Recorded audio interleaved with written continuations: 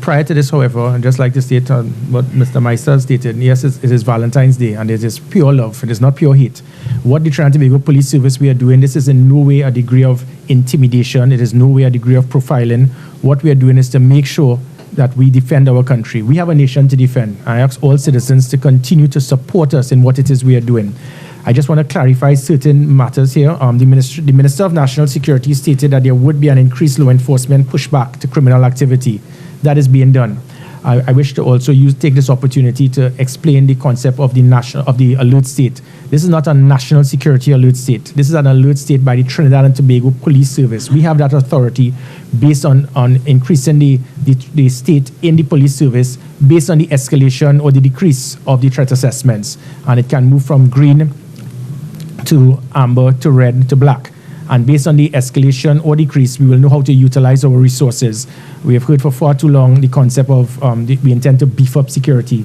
The Trinidad and Tobago Police Service is not an abattoir. We don't beef up security. We have to be very clinical in how it is we deal with the utilization of our resources. As the increase will, if it goes up, there's a certain degree of different things that you will see in our law enforcement and operational policies. And this is being done at this time. The increase is based specifically and solely due to the increase of gang-related activities and homicides. I wish to add, however, that at this same time last year, there has been between 18 to 22% decrease in homicides in comparison to the same period last year.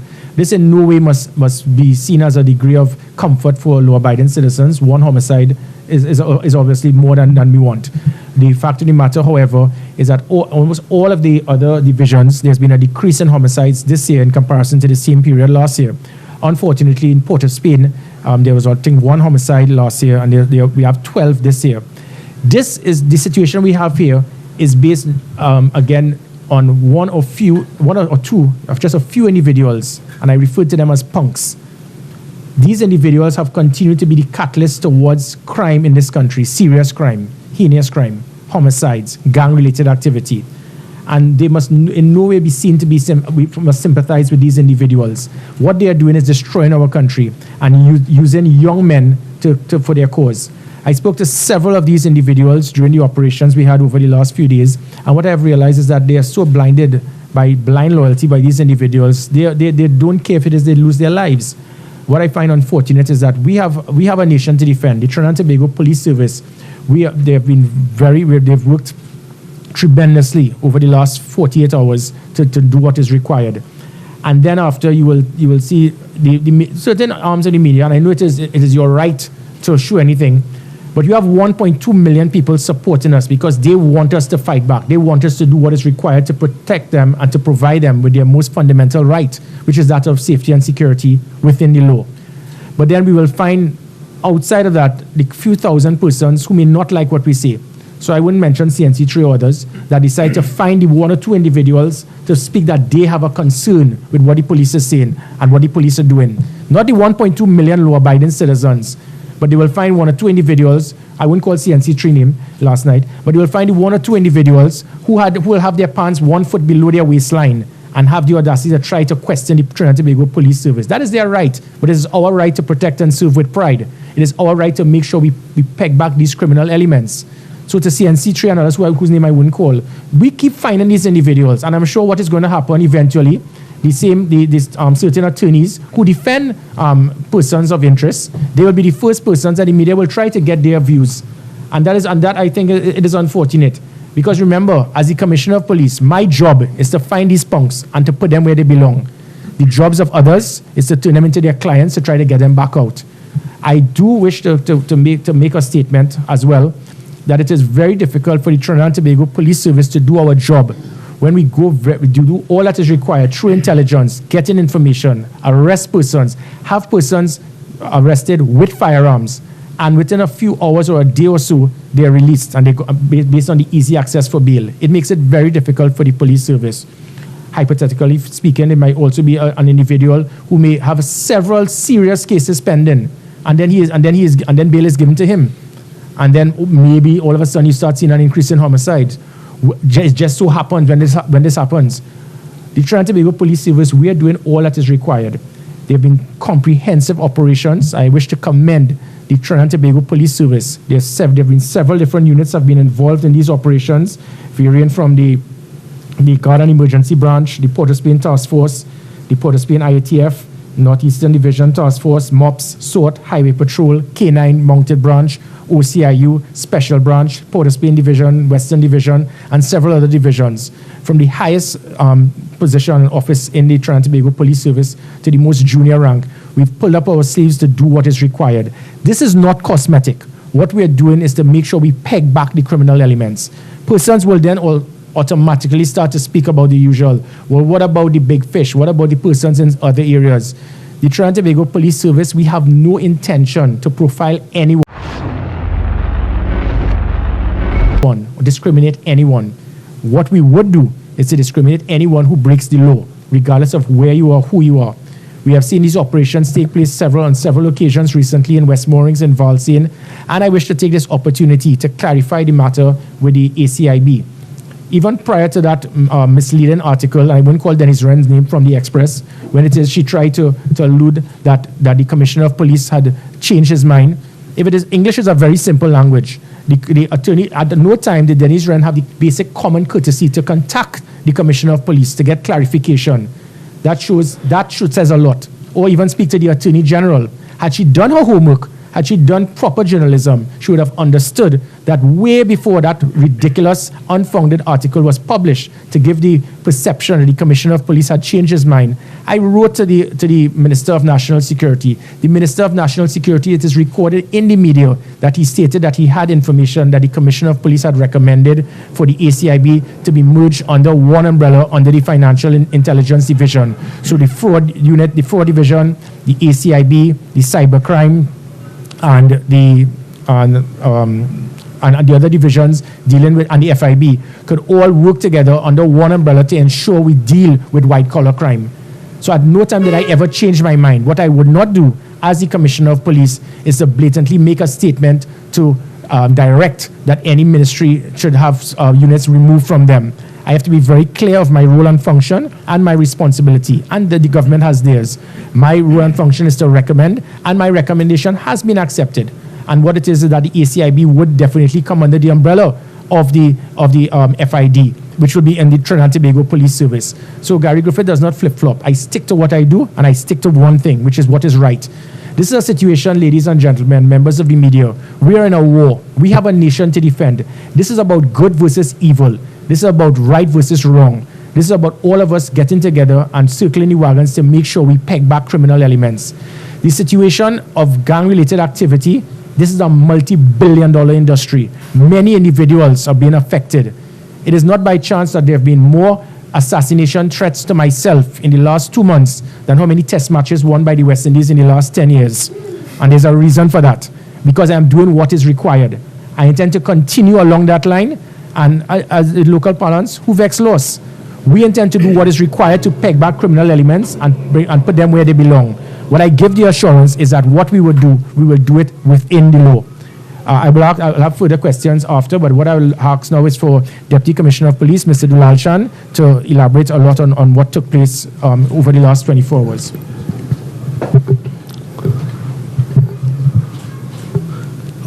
Whilst the main focus of this operation was in fact in Port of Spain, indeed, across the country, all divisions, there were simultaneous operations. So I would now like to ask ACP Ford, who would have spearheaded, to give you all an idea as to some of the outcome of the operation.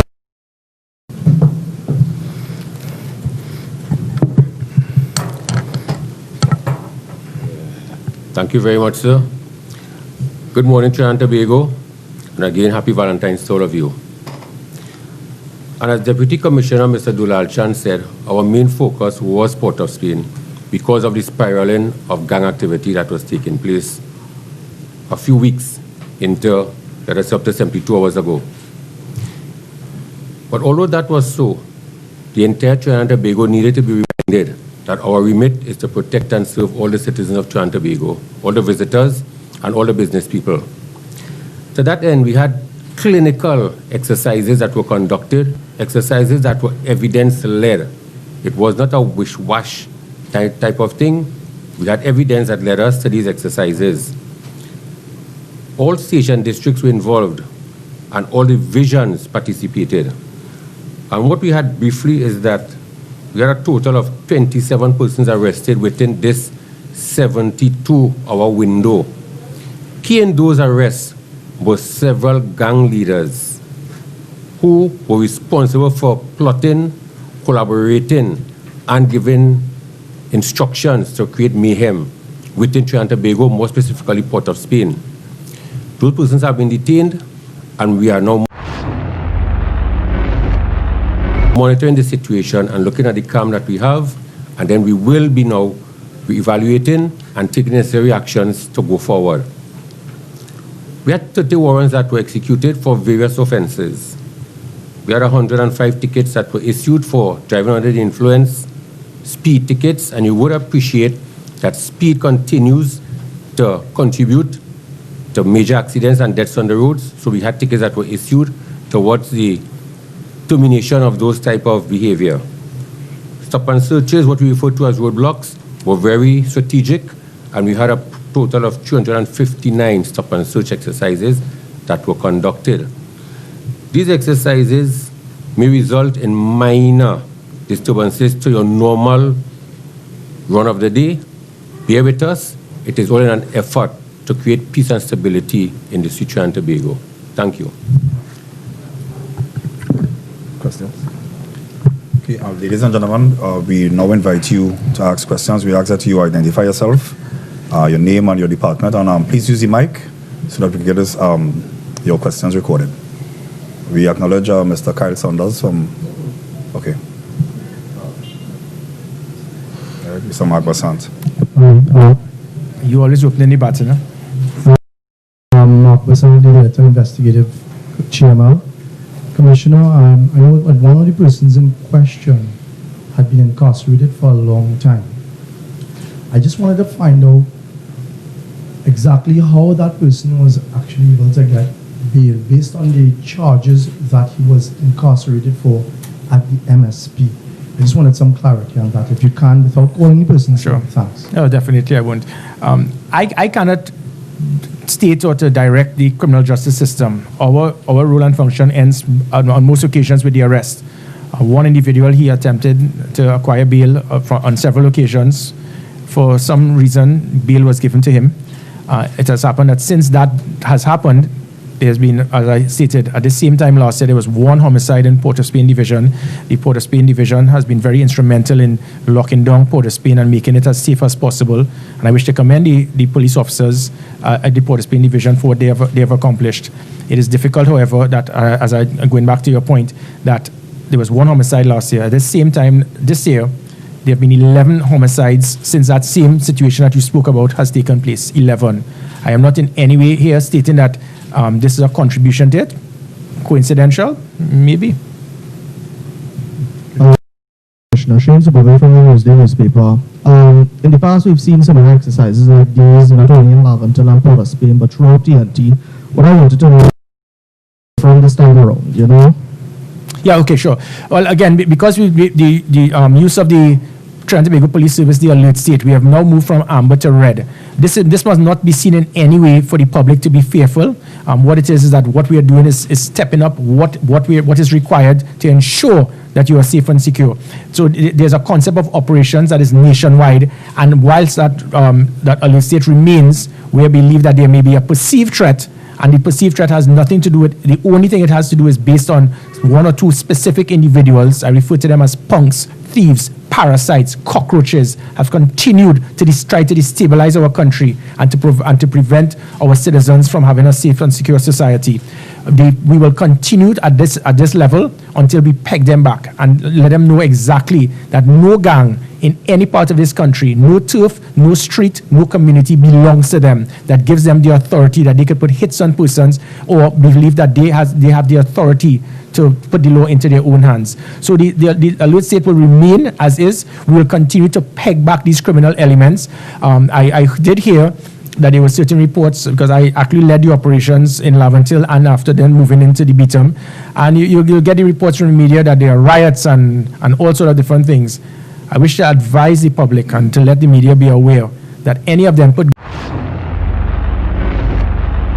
got past their thoughts. This time around, I'm waiting on them. No area could feel that they're so big and bad that if we arrest any gang leader, you feel that you have the authority.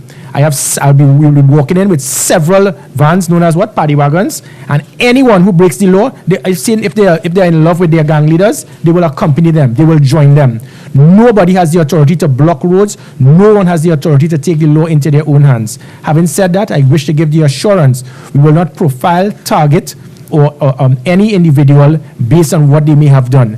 Everything that we are doing is intelligence driven, and the operations will be based on that. It is not a case of us just deliberately trying to intimidate or harass anyone. What we would be doing is to peg back criminal elements and to look at those specific areas where individuals continue to utilize their resources, their troops, and feel that they can actually work above the law. So to that question, we'll continue, and if and when we believe that we have actually put the country back to some degree of stability, the alert state will then be decreased to amber.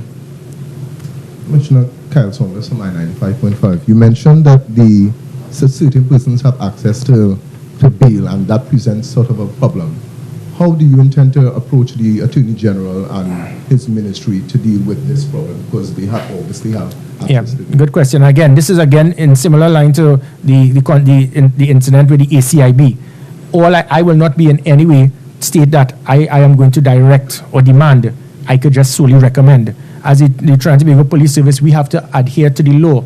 If the law gives authority that persons who have a firearm that could actually kill, a firearm could have 35 rounds that can be sprayed in a few seconds, where dozens of persons could be killed, and somebody sees it fit that person, after being arrested by the police, after doing the great work, you see it fit that you could send this person out on bail.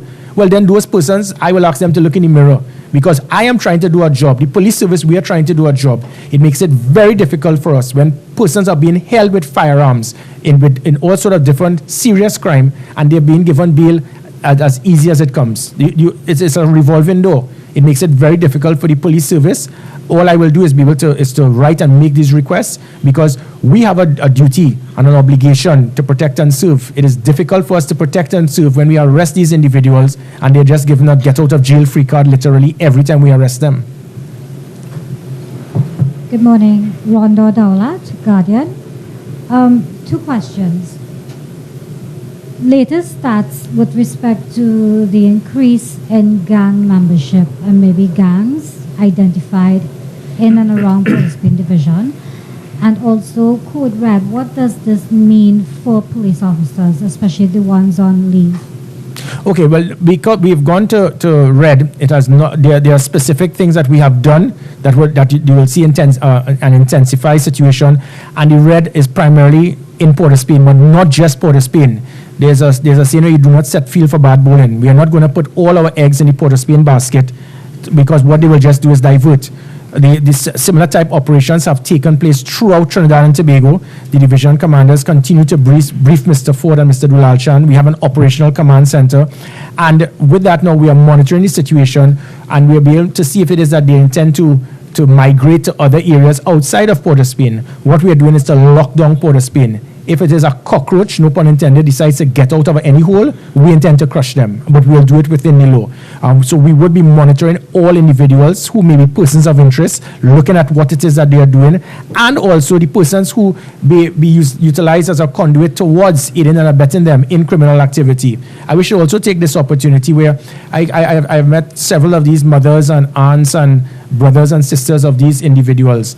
And it is very unfortunate where these individuals, because of financial benefit they may get, because of their sons, their husbands being involved in criminal activity, they turn a blind eye.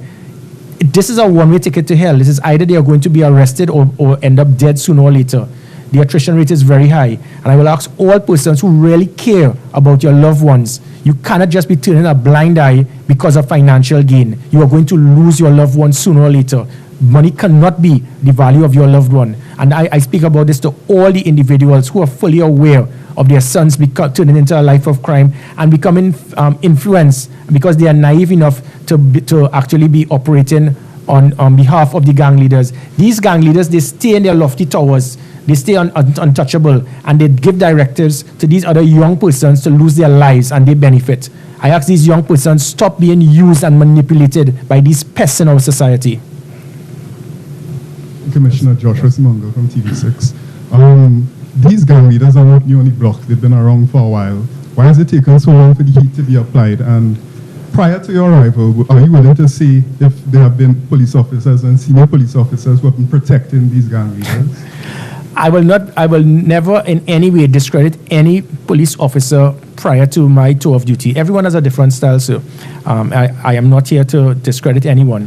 What I can say is that the Trinidad and Tobago Police Service is not perfect. No police service in the world is perfect. No police service in the world is free of rogue elements or questionable elements. The Trinidad and Tobago Police Service, we are extracted from society. We could definitely know that our society is not perfect. Everything that the police service will do, everything perfect. And if you look at social media, persons will say, well, what about this, and why not this, and why not that? We find a way, especially in our society, this society, find negativity. So the fact of the matter is that if the society is not perfect, police officers will be extracted from society. So we will always have situations where there would be rogue elements in the police service. What I wish to give the assurance to the country is that what we are doing now is putting systems to ensure good leadership, good management, and we are measuring performance. We are making police officers accountable. The concept of GPS on police vehicles is to monitor them, see where they're going, monitor their area of responsibility. I'm polygraphing police officers from the highest rank to the lowest if it is they're in strategic locations.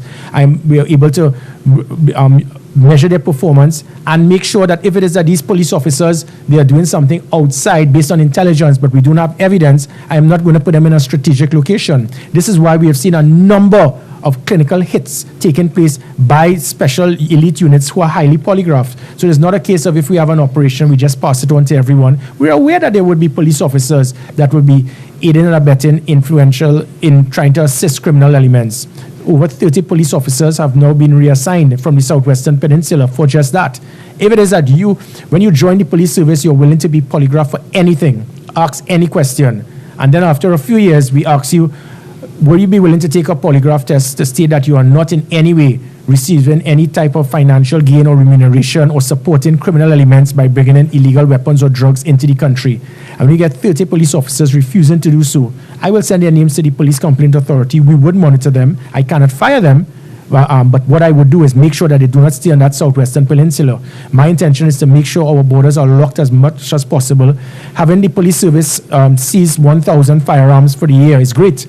But if it is that there may be one or two rogue elements that may allow 10,000 to get in one night, it would have defeated the purpose and the value of such operations throughout the year. So what we are doing, sir, because of the success we are seeing now, is that we are putting the right horses for courses and making sure that police officers who may be deemed as rogue elements would not have that capability to continue to do so. May I also add, I intend to make a recommendation as well, because at times it becomes difficult. There's a difference between intelligence and evidence. So, for example, if we believe that there's enough intelligence to verify that there's a police officer involved in serious criminal activity, it becomes difficult to fire him based on intelligence. I have over 150 cases, people suing the Commissioner of Police before my tour of duty, based on every single thing under the sun. We love to go to court. What I am doing, and I'm making a recommendation, is that with immediate, in the future for recruits, that they be on contract. So if police officers are now on contract, we cannot do this for all the present police officers because they will all sue me. But what I can do is all police officers in the future, you're on a contract of 3 to 6 or 6 years. So we can monitor your performance, we can measure your performance, and if it is that we believe that you're involved in criminal activity, well then after I will fire you and there's nothing you can do about it. Commissioner, I know you're aware about the situation that has transpired over the last 2 years in Jamaica. And I spent some time in Montego Bay last year. And the instrumental there in arresting the gangs and the gang-related problems there, with the help, of course, of government. And in 2017, the rate in Montego Bay was approximately 380, in a population of about 210, 220,000. They had a proliferation of gangs. Very much the topography is made up almost like Port of Spain with the gangs on the hillsides. We're talking about 52 odd gangs involved from things from extortion, lotto scamming, murder, etc. And last year, they implemented a limited state of emergency in that particular area. And by August of last year, the murders were only 62. I think last time I checked in the summer, there was somewhere like about 90 or less. So, having seen that, you might have observed some of the patterns that they would have used in terms of the violent nature of these gangs operating in a particular area, and just to kind of pattern that kind of example here in Port of Spain, where there's a lot of gangs operating on the periphery of Port of Spain and within Port of Spain. If this violence continues, and hopefully it doesn't, you all see in some measure with the assistance of authorities that there might be a case for some sort of limited emergency, and I don't want to put any words in your mouth, Commissioner. I just wanted, based on, we have seen it had been very successful in Jamaica, and last year as well, they had a limited state of emergency in a particular area of Kingston, where they were able to suppress the violence of these gang lords, mainly, and drug dealers. Okay, I just want to clarify. The first thing, there's no such thing as a limited state of emergency. I keep hearing this a lot. When the president gives a proclamation, the whole country is under a state of emergency. What happens is that you can have a state of emergency with curfews in specific areas. But a state of emergency is something that is national. And that goes to the whole world understands that you're under a state of emergency. So you have a state of emergency with limitation of curfews in specific areas. So I keep hearing this limited state of emergency. There's a saying you cannot be half pregnant, so you can't have a limited state of emergency. The president signs the proclamation and it makes it a state of emergency. And then you can say, listen, you have curfews in Port of Spain or wherever. Having said that, I have to be very clear of my role and function. I have to draw that line in the sand, and it is not in any way my intention to make any comment to the public pertaining to my perceived view as to if it is Trinidad and Tobago should have a state of emergency. I'll give you a quick example. Suppose I say that a state of emergency should not be used as a crime fighting tool, and next thing the government decides to give a state of emergency. I would have now gone in total contradiction to the government. Or I strongly recommend we have one, and the government then says something otherwise. So with that, I have no comment to make whatsoever pertaining to whether it is there should be a state of emergency or not. I think that question should go towards the relevant individuals, and the Trinidad and Tobago Police Service will be prepared to do what is required. Having said that, let me just clarify. Almost the same things that can be done in an alert state of the police service, other than the warrants, can be done in a state of emergency. So what we have done in a national alert, a Trinidad and Tobago Police Service alert state, we have lifted it in such an intensified manner that you're getting immense mobility, patrols, roadblocks, pegging back criminal elements, monitoring individuals, operational command centers, and putting high visibility, heavy deterrence. All of these things you will see in a state of emergency. So what we have done is utilize the Trinidad and Tobago Police Service, lifting the alert state. And the only difference, I think, would be the immediate access for anyone to enter, the police to enter homes without a warrant. That is the only difference. I am looking at all the things that could be done in a state of emergency and having it done without the proclamation of the president on code red. The criminal elements definitely don't want me to go code black. Commissioner, just to clarify, matter just for the public, of course, in terms of what code red black means, just for the public, I think it's important for them to understand the various levels. Yes, the green is low risk. Low risk where it is that the Trinidad and Tobago Police Service will then be operating on the basic patrolling, the basic role and function of the police service on a day-to-day basis. If it actually then goes to amber, it means that there is a perceived threat, and that perceived threat may cause an intensification in police mobility, operation, maneuverability, during and specific periods and specific places. If it then moves to red, it now means that there may be a clear and present danger of some significance that may warrant the police service to move to that level, which may cause situations of lock and load, intensified police patrolling, bringing in elite units such as the GB, the MOPS, the SOT, or the IATF, pinpointing certain areas, igniting the operational command center, and utilizing full use of all our intelligence agencies working hand in hand with the Trinidad and Tobago Police Service and having the Commissioner of Police having making the request to utilize some of the other agencies in national security based on the approval of the Honorable Minister, which he has done, and that being the members of the Trinidad and Tobago Defense Force and other agencies. If it goes to black, it means that the threat is imminent, and it means that the Trinidad and Tobago Police Service will be going full out with sleeves up, and we will be on lock and load. Is probably off. Pardon? But it's not in my dictionary. I've never. What we have to be is to be very aware of individuals. We're aware of what they can do. But I wish to give the assurance that the toughest, the best trained unit with the highest sophistication, operational effectiveness, numerical superiority is the Trinidad and Tobago Police Service. No gang, no institution in this country is more powerful than the Trinidad and Tobago Police Service. We will use our power within the law to provide the Trinidad and Tobago people with that most fundamental right of safety and security. The Trinidad and Tobago Police Service, we have a nation to defend. We intend to defend our nation, and we will do what is required. Our police officers, they went out there. I have not slept. I think for most of the other officers, the men around me, for the last 36 to 48 hours going through, and we will continue to do what is required.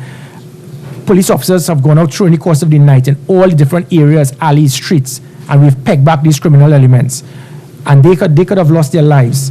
What I find so unfortunate is when these officers do that, instead of the commendation, the support you will get, sometimes you get the criticism. Yes, we are seeing the public, and I wish to thank the public for giving us that opportunity. All we ask for is to give us that chance to prove our worth. All we ask for is to allow the country to understand that we are bringing hope. And those 4 letters people do not want. They do not want hope. They want mayhem. They want anarchy. They want to be able to continue to peg back and do what is required to destroy this country because of the financial gain that they are getting. We intend to prove otherwise. We intend to do what is required. And again, I wish to stress, we are going to do it within the law. So to steal a line from an American rapper, you will never skate. It's not in my dictionary. What I am doing is making sure that we put things in place. So let them come. We're waiting on them. Commissioner, just lastly, can you give us an update on trafficking conducted about 10 years ago in reference to where we are in terms of the suspects that are in custody, if they're expected to be charged anytime soon, or is it still something that is still ongoing in terms of that? Okay, I wish those matters, there are several other operations. The SWAT unit, we went to other areas in St. James. There are several other institutions, and we will continue to operate. I wish to ask the media to be very cognizant to the fact of the things that are being circulated. There are situations pertaining to human trafficking and sexual offences where photographs continue to be sent and shown on the media. There's one situation where we are actually investigating to verify whether a certain media house has actually operated outside of the law. We ask you all to. We know the importance. I think probably the person that is most accessible to the media in public office would always be Gary Griffith. I will always be accessible to the media. What I ask you all at times is we need to be we need to be aware that certain things you have to be careful. Especially in this situation with human trafficking and the Sexual Offences Act, you cannot send photographs of these individuals. Thankfully, in social media, there was a situation like that. We sent the release, and everyone they were able to adhere to their responsibility. And I wish to thank the public for that type of professionalism and maturity that you displayed. And I ask all persons to adhere to that. I will ask Mr. Ford just to elaborate on that other question.